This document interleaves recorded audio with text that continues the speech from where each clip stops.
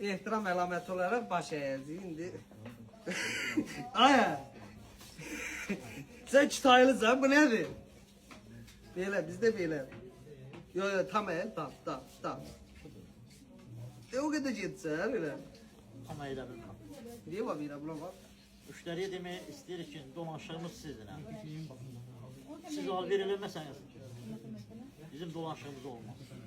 Ona görə də sizi Ağlamayı, cəmaat ağlayan adam çox görürlər. Ağlayanlar fırıldaqçı kimi baxırlar. Qardaşlar, sağ olun, var olun, elə hər şeydə ləzzətlidir, bomba kimidir. Hər şeydə qoymuş 35 manata. Bir dənə nə lazımdır? Yemək, içmək, geyinmək, keçinmək. Keçinməyi saxlayın elə. Nə lazımdır? Mallar gəlib təzədir. Keçinməyin başını bırakın, amma gəlin ki, geyinin.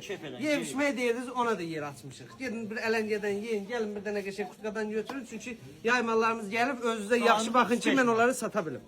Gəl bura. Bütün hər şeyi qoyuruq 35 manata. Bütün bahalı, hamısı buna bax. 35 manat. Bu prekt olan malları da. Ondan sonra bak bunlar da, bunlar da, buna bak. Buna bak, görsene görsen.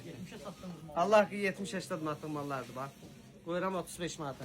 Durun gəlin, həftə sonu, yəni gələn həftənin birinci günü bu malları görməyəcəksiniz. Çünki ziyana getmək üçün demirəm ziyandır. Satmışıq da, Allah'a şükür də bu boyda işçilərimiz də dolanıb. Mən də dolanmışam. Amma sonda bu əlimdə qalanları aparıb da evim yoxdur ki, aparım evdə saxlayayım bunları. Ona görə də ziyanla. Ona görə də gəlin siz aparın bunları, halal xoşunuz olsun. Hamısı da qəşəng dəyərlərdir. Yandırın, nağar, silin, yoxlayın. Laboratoriyada da aparın, neyin istəyin. Axır gəlin alın. Sağ olun, var.